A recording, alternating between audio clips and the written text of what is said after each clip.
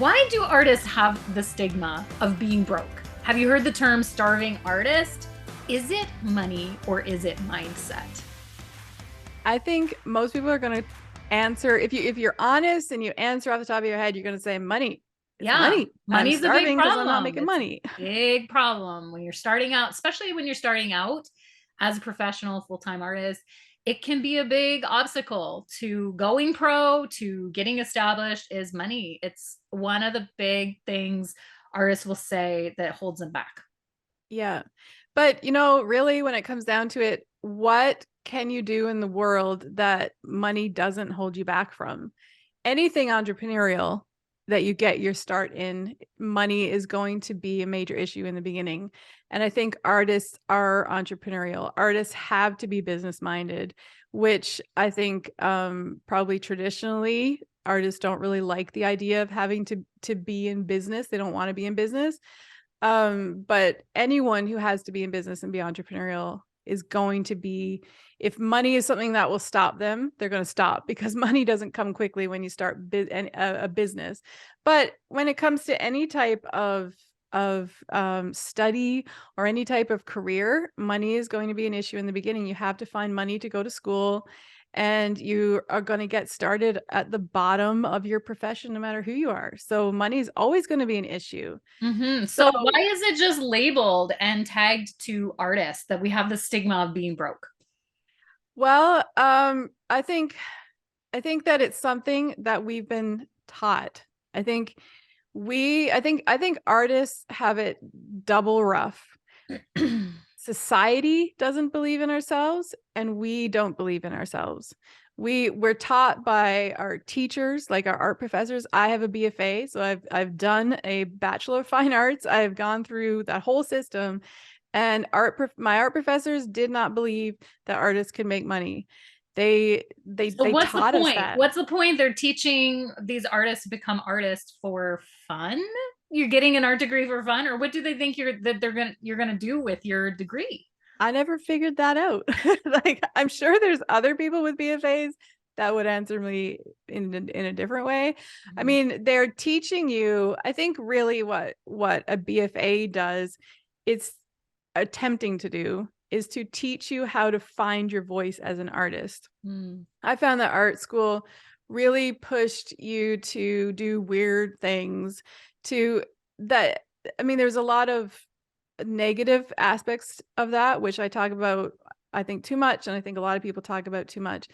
But I think if you can look at it with a more positive spin, they're trying to teach you to find your voice as an artist. So not necessarily teaching you skills or teaching you how to apply anything that you're learning in the real world, but they're trying to get you to explore and try new things and learn new things.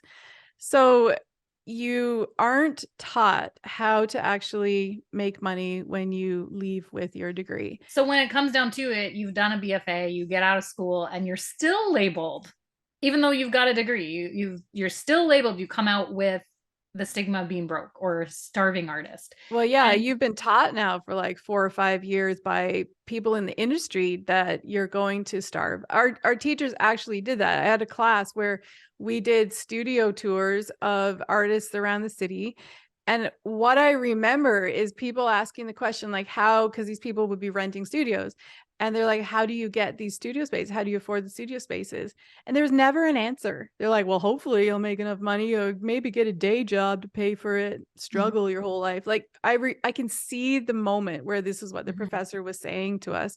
He wasn't even giving us the real life story of these artists and how they afford to pay their rent for their studios. And it mm. just felt so hopeless. So you're taught this for 4 years, and then you get out into the real world and you're embarrassed to some degree to tell people that you're an artist or a practicing artist because they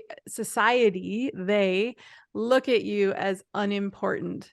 So they're Mhm. like, what do you do for society? Like, what do you do? How do you make money? How do you pay your bills? Maybe you're like, I even know people who have said things like, oh, do you live off of grants? Like, you live off of government grants. And so there's these, not that that's a bad thing, because sometimes there's important art that needs to get made, And the government does provide Mhm. an avenue for that art to get made. And there's a lot of beautiful public art in our country and in the world that's done that way. So it's not even a bad thing. But that's what we have. We have the belief system we've been taught, sometimes by our own parents and our own family members, that art is unimportant, that you're never going to make a living out of it. Our teachers teach us that.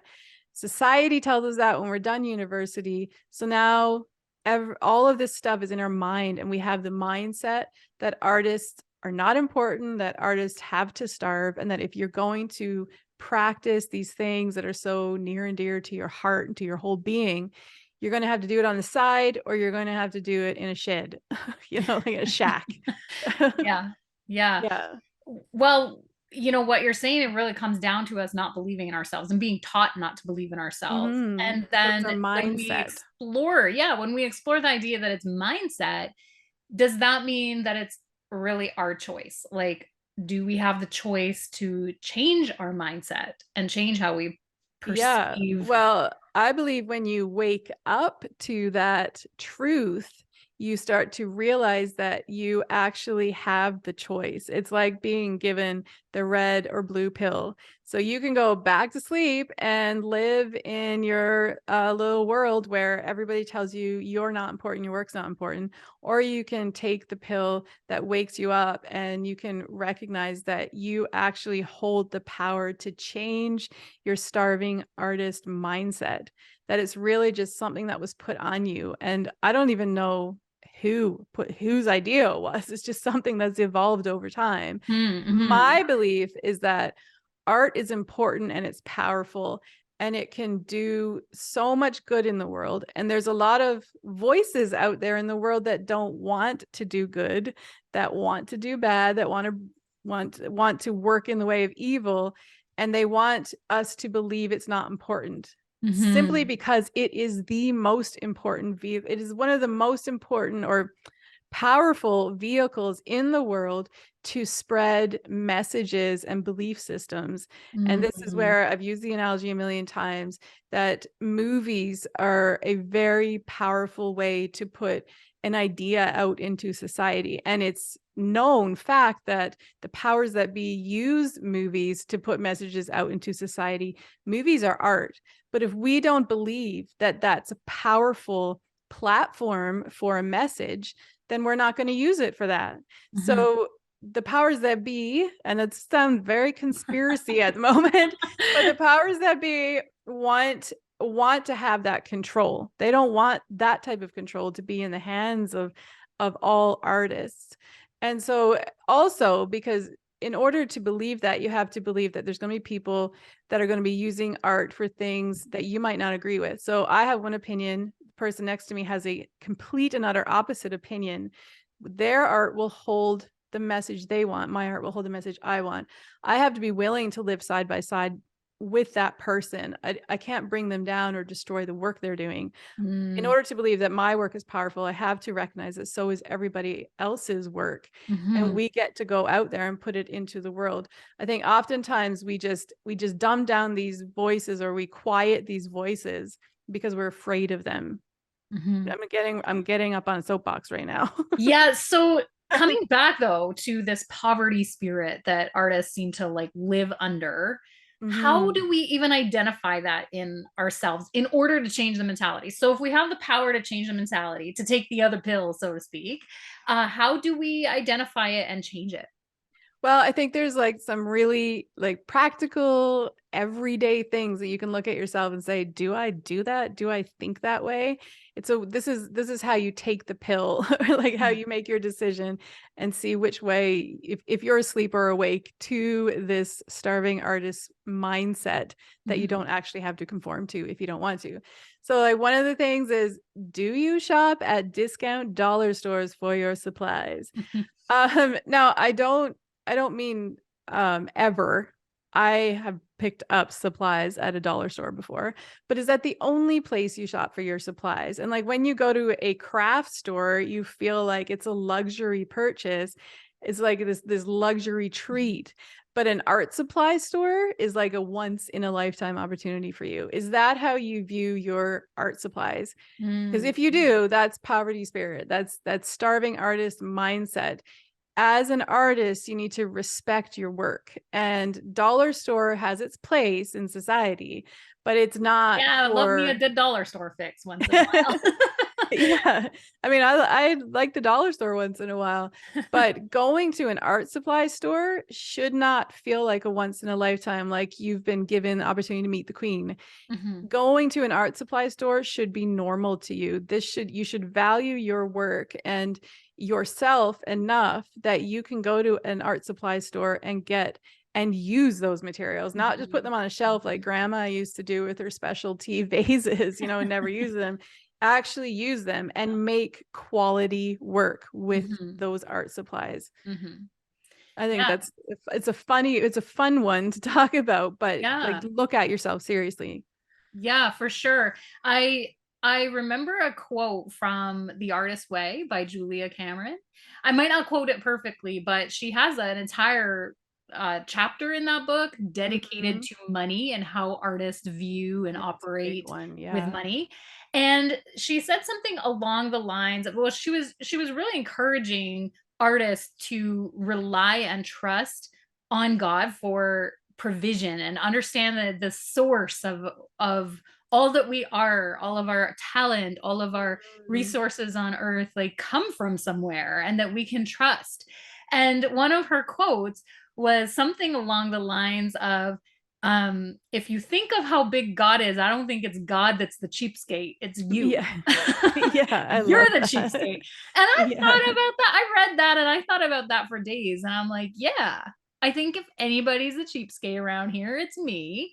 And I also think that there's wisdom that we need to handle our finances as we're growing Yes, in for our sure. business and in our arts. Like there's a lot of times I'll deliberate between a purchase and I'll think, and I'm not talking about general supplies. I'm talking about those purchases that push you forward that might be a bigger investment. And I've deliberated, is it time to upgrade my iPad, to have a bigger, better, newer? Is that wise? And I'll go back and forth Mhm. about this and have to make those financial decisions.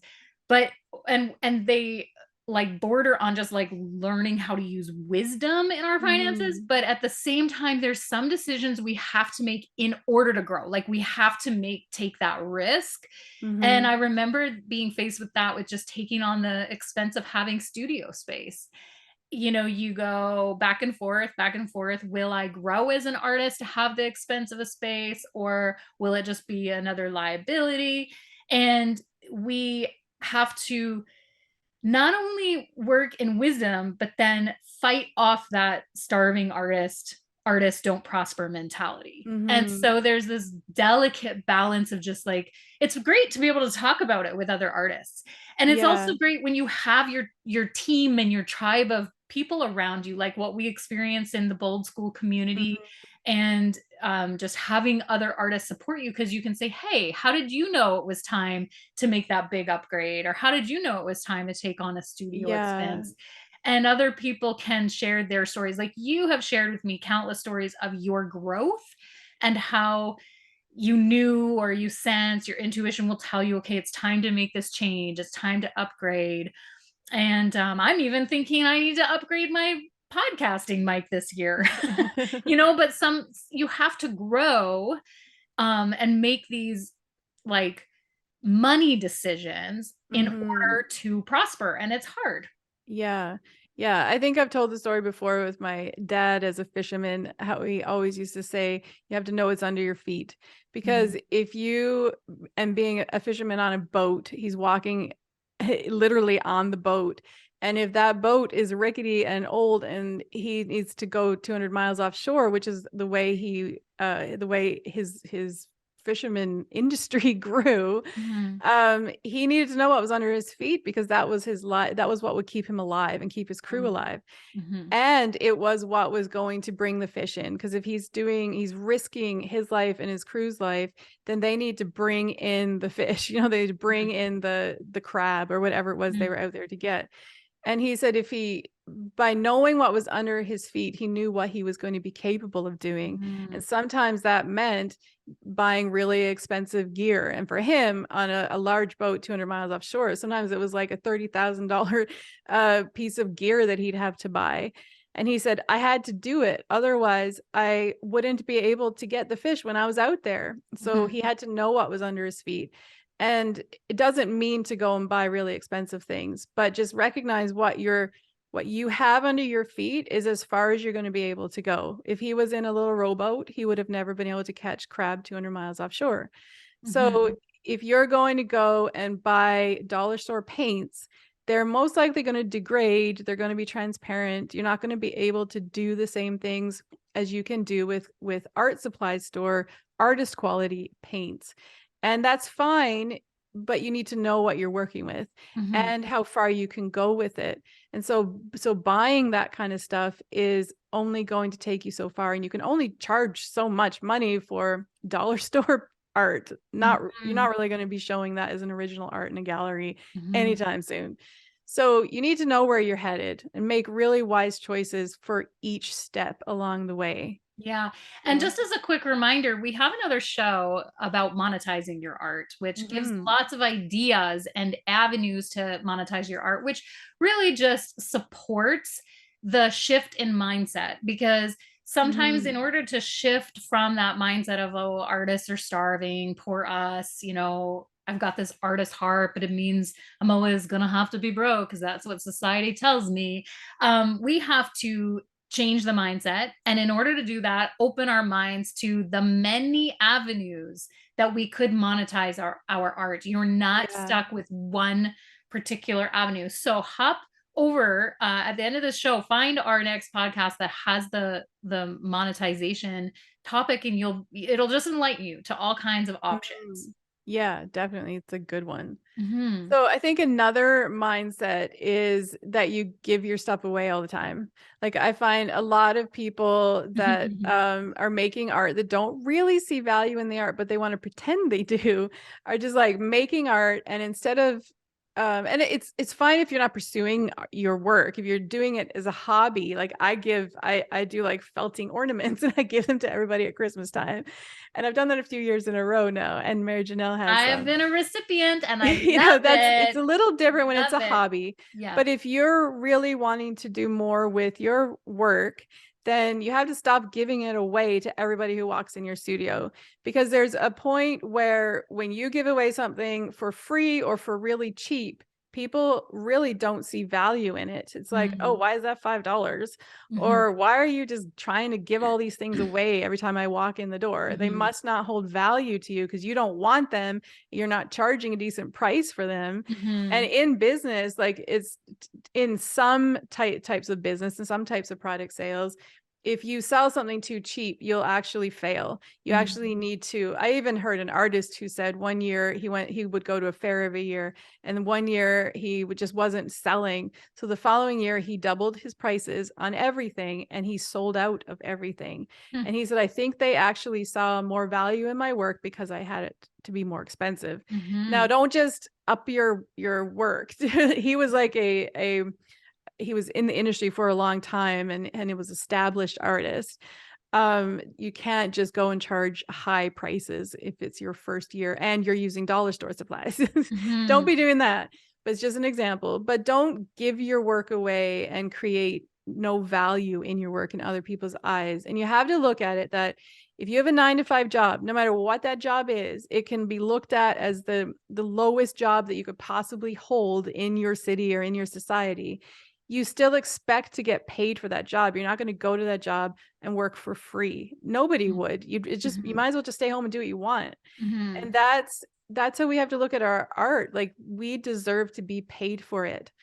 And you in order to do that, we have to stop just giving it away and devaluing our Yeah. work Okay, so and I've thought making of it a easy. really random question. Wasn't planned, but if you could go back to that class in university where, you were giving the studio tours, what would you say to the artists that are there? How would you prepare them for the real world?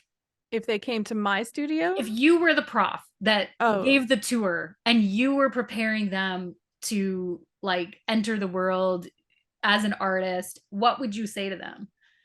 Well, I think I would start kind of outlining the steps to getting to a place where you could rent a studio. And Mhm. if I look at my own life now, so it's easy to talk about my own story, but and people that I know, you start making your art in the kitchen. You start taking it serious, and you start holding it as valuable, and then presenting it as valuable. You find your place to sell it, and the monetizing your art podcast could talk about all of those places, but you find your place where you could sell it. So for me, one of the first places I started selling was a local art fair, where I sold big, like I had big sales, and it was exciting. I actually started selling online before I started selling in person, because of the following that I had accrued through my photography um, career. And when I first started painting as a career, a lot of the people that followed me and knew me and trusted me started buying online. So that was interesting. I don't think that's what everybody experiences, but I had that unique experience. And then I did a local art fairs where I had a lot of success as well. And then once I started having success, I started upgrading my equipment. And then when so I upgraded my equipment. I also made sure I had a space in our house to paint. I just made sure I had a space in our house. And my story goes is a little bit different than yours. I haven't moved outside of my house and rented a studio. That's a huge step. I've thought about it a few times. But when we built our house a few years ago, we decided to take the extra square footage and build a studio on, which is a big commitment because it's made our house a lot bigger than it would have been. So it added on our square footage, which adds on the price. Feels a bit easier because it's built into the mortgage, Mhm. but it is still a big step. And we took that step before I was really seeing the success that I'm seeing now. I didn't have a Mhm. print business then. I hadn't started Bold School. I was teaching workshops on the weekends. Mhm. Things were starting to grow.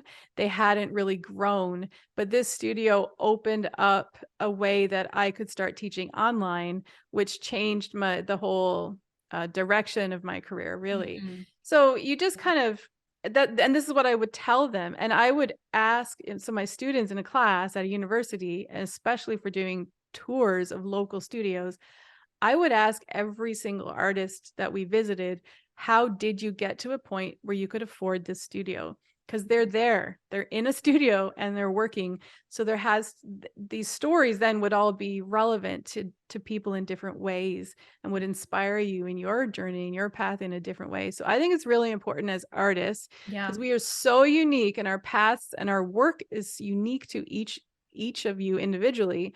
It's really, really important to look at the community and see the stories of lots of different artists, Mhm. and talk to them and ask them questions. How are you doing it? Mhm. And each person will have a little bit of a different story, and that might help you with a key to your journey and how you might be able to do it. Mhm. And one thought that's come to me is that if there's those that are listening that are successful and you've just been listening along, but all the way through you're thinking, well, I don't really have that problem. I'm successful. I'm making money. My art has, done, it's thrived.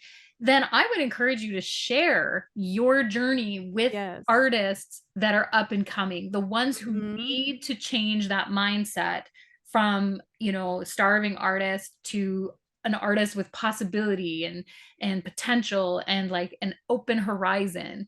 And We that if need you could so be, much more of that. yeah, we need mentors and people who've tasted and experienced success, who don't live under that stigma, to Mhm. bring the next generation of artists into a whole new mindset. So Mhm. if that's you, I encourage you to just take someone under your wing, let them know the steps you've taken, and encourage them to take steps to change their Yeah. mindset as well. Yeah, So, for sure. Even reach out to us, and we'd interview you on the podcast. We could just yeah, get the story out here. absolutely. And So I also want to just open up our, Bold School community is a great place to connect with other artists, to hear the stories of how they're doing it. Make sure that you're on our newsletter list that you can find on Bold School. You can sign up for the newsletter list on boldschool.com. And so yeah, we just want to make sure that there's an open arms and open door there into our community.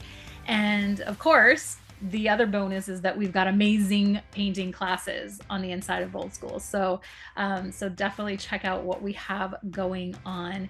Make sure to hit subscribe and follow us here on the Bold School YouTube. Thanks for joining us today on the Bold Artist Podcast. Until next time, keep creating.